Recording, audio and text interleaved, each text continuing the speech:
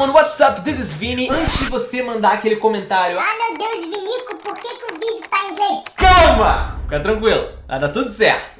Okay? I decided to record this video in English because the main topic of this project is about learning a foreign language. So nothing better to have a video in English so we can already start exercising it, right? Now that this is out of the way, let's start the video. Many of you probably saw this image somewhere, already heard someone saying that they learn more English or any other foreign language while playing video games instead of in an English course or in a language course. So in this video, we're gonna try to answer if it's actually possible to learn English or any other foreign language while playing video games, and if so, how can we take all those hours that we spend playing closer to learning a new language? Nowadays, most of us probably have or already had any contact with video games. You might have played on your PlayStation, on your Xbox, on your Nintendo. You might have already played multiplayer games on your computer or even on your mobile phone. Anyway, my point here is that we're talking about something that most people have access to. You can find people playing video games on the bus, on the restaurant, on doctors' wait rooms. Games are everywhere, and it's so interesting to see that they're not anymore related to something that we do only for fun. Video games can develop social interactions. Most online or multiplayer games have team chats and forums that you can talk to millions of people. And even though you might not be able to communicate fluently in English, you probably know how to give and answer specific commands. Games can develop our critical thinking. How many times we face a dialogue, a conversation on an RPG that requires our judgment to select from multiple possible answers. And each of those answers affect differently the progress of the game. Games can help you exercise. Nowadays we have many games that involves virtual reality, and they use your movements, the player movements, to progress in the game, and that helps your motor coordination and also can be used as a physiotherapy session. We can even talk about economy. The gaming industry moves a lot of money and generates many job opportunities. We can even talk about gaming careers. There are a lot of people out there that their professional life is totally related to video games. For example, professional streamers, YouTubers, and also pro players. We can even talk about professional training. Video games are also present there. For example, simulators. They are used to train a lot of new employees, such as pilots and more. No, video. These are simulators. They are not video games. No. Come on, man. Seriously? Haven't you ever heard of a game called The Sims? Isn't that a simulator as well? Or Euro Truck, or for example, any other car and plane simulator. They are pretty much the same, they're just using different contexts and for different purposes. And I am not only talking about video games or anything related to technology. We are surrounded by examples of gamification. Ô Vinícius. Porra, essa aí, que é gamificação?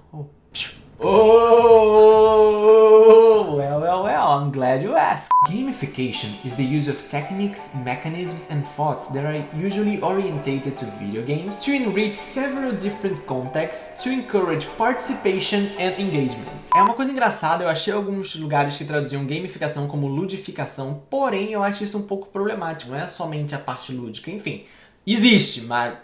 My point here is, games are already present in so many aspects of our lives, so why not bringing them closer to learning a new language? And please don't think that I'm talking about those creepy old games that are developed to teach you how to count to 10, or that you have to select the correct verb tense so that you can move forward. Why don't we rebuild the carnival and make it better than ever? It's gonna take some hard work. Don't worry, Sam. If we all pitch in, we'll get it done. Will you help us rebuild the carnival? No! I'm not talking about that. I'm talking about AAA games that you actually play. For example, Fortnite, League of Legends, Counter-Strike, World of Warcraft, Overwatch, GTA, and all those million forms of Battle Royale games that we have nowadays, right? Because people seem to like it. Everything is Battle Royale nowadays. Yeah. This idea of bringing closer playing and learning was stuck in my head for so long that I decided to do my TCC about it. And before starting my research, I had no idea there were so many texts and books that were talking about this topic. And unfortunately, not many of them are available in Portuguese. By far, the one that calls most of my attention was the book What Video Games Have to Teach Us About Learning and Literacy, written by the American researcher James Paul G. This book is a must if you want to learn more about this topic, because this guy is a freaking genius when it's about games and learning. If you want to learn more about G, you can always Google and also check YouTube, because you can find some of his lectures online. Anyway, in his book he mentioned 36 learning principles, and today we're gonna talk about a few of them. And of course, if you want to find more information, if you want to know all the 36 principles, you can find all of them online. The first principle mentioned by G is called active critical learning. And you might ask, oh meu Deus, Vinico, meu Deus! que significa active critical learning? That's a good question, dear. That is a really good question. Many aspects of a game requires the critical participation of the player. You interact with other characters, you choose answers, you choose the path you want to follow. Sometimes even doing nothing or just waiting affects the development of the game. Players need to think critically to interpret and decide how to react to everything that is presented to them. My respiratory system is failing, and I know I'm just putting off the inevitable while my parents suffer along, and I will too. This isn't how I want things to end. I want this time with you to be my last memory. All you have to do is crank up the IV to 11. We also have the semiotic principle, and that means learning about the multiple signs that are presented in a game. Every image, word, action, symbol, sound effect, it is presented in a game for a reason. Nothing is there by chance. And being able to understand why they are there is also part of the learning experience. When you're walking and you hear a weird sound or a creepy song starts playing, you better get your shit together and get ready.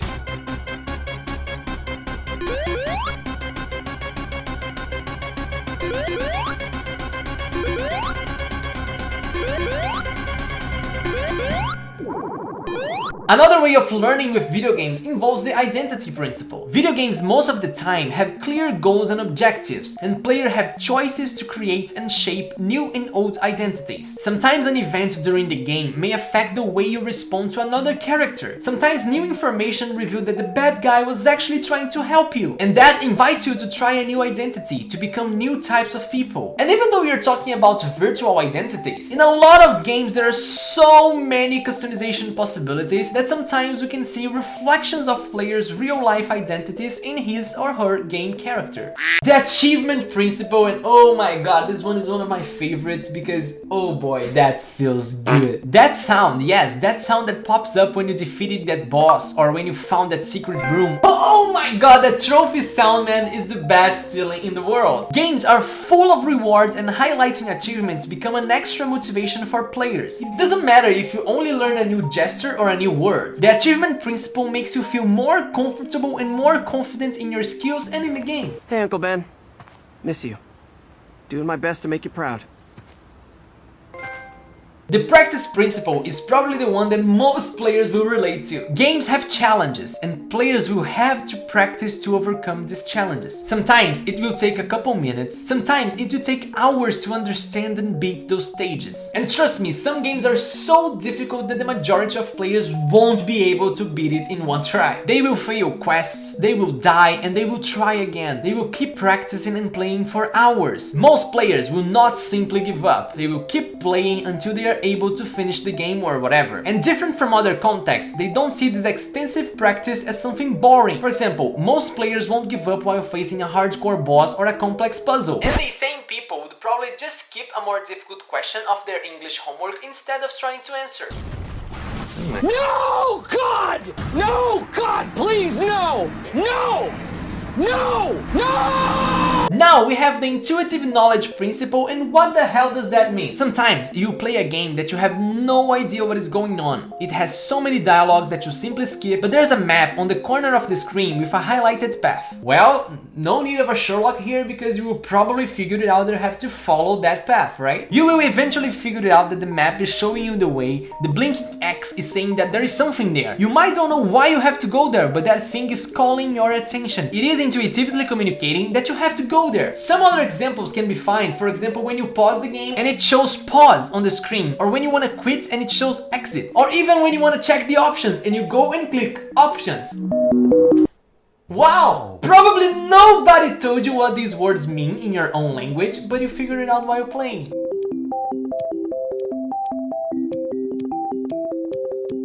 Another very interesting principle mentioned by G is the discovery principle. Nowadays, we have a lot of open world games, which means that you don't have to follow a linear storyline. You don't have to follow the objectives in a singular sequence. There are millions of side quests and secondary objectives and areas that might or might not affect the main plot of the game, but are available for you to find out yourself and investigate it. This principle also connects with the practice principle because you might spend hours walking around the playable map and find the new areas and objectives.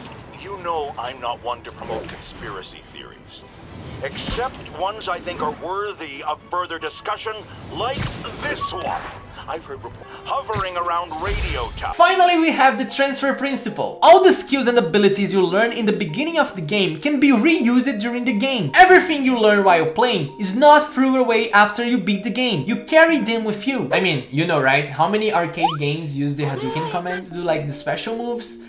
Come on, right? How many words you learn while playing you use when you're talking to your friends? For example, you throw something in the head and everybody's like, oh, headshot! Nobody told you that. You learn while playing and then you're using with your friends, right? You're transferring knowledge. You can transfer all the skills and knowledge that you learn to another game or even to real life situations. Please don't try to Hadouken your friend, okay? It's not like that.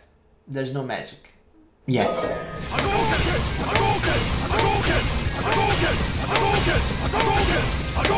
And like I said before, G mentioned 36 learning principles, and even though I just mentioned a couple of them, you can find all of them on the book and even online. Anyway, after all this talk, after all this video, I came here to say that yes, we can learn a lot while playing video games. Vinieco, dúvida, Vinieco, Vinieco, dúvida.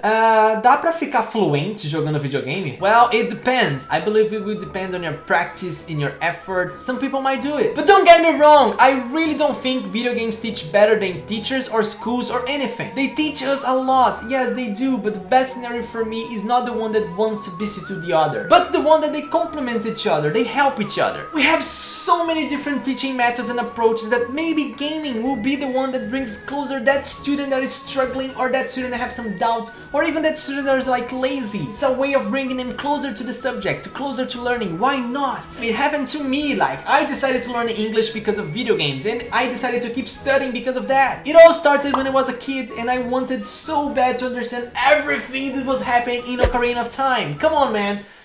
All the game. I missed the game. Now I know everything, but those are good days that I used to play without knowing shit. If you take a couple minutes to think about the number of words and expressions that you learn while playing video games, you might surprise yourself of how much knowledge you acquired. And I'm not only talking about learning a foreign language while playing video games. I mean, like, we have so many video games that approach different subjects of school. For example, Spore, it could be used to teach biology and evolution. Rocksmith, that is a game that actually teaches how to play a musical instrument. Assassin's Creed, that could be used to teach history. Portal, that could generate amazing physics lessons. And even the classic Where in the World is Carmen Sandiego that we can use to teach geography. Sadly, we still don't see gaming and learning as one. Many people still associate video games as a hobby or something just for entertainment and fun. But new technologies keep being developed and many students have access to games and mobile games. So why not bringing them closer to the learning process? Why not? Why? Come on, man, come on. Let's learn! Well, that's pretty much the reflection I wanted to bring you guys today. Don't think playing video games is a waste of time, because it isn't. Try to get as much knowledge as you can from this experience, but let's be rational, okay? Don't go out there and say like, oh, he said that we should play like crazy, because I didn't say that. I never said that. I'm not saying that, okay? Don't overdo it, alright? We know our limits, okay? Play with responsibility. Yes! And if you like this video, don't forget to hit the like button below, okay? Share this video with your friends, your teacher, your colleagues, your students, your parents. I don't know! Once again, I encourage you to read G's book, okay? It's amazing, the principles are amazing, you're really gonna have fun. All our social networks are on the screen and in the description below. If you wanna talk to us, if you wanna send a message, if you wanna ask a question, we're more than happy to talk to you. Don't forget to subscribe to the channel, there's a really cool video on the screen, okay? I'll see you on the next. Thank you so much for your time e valeu!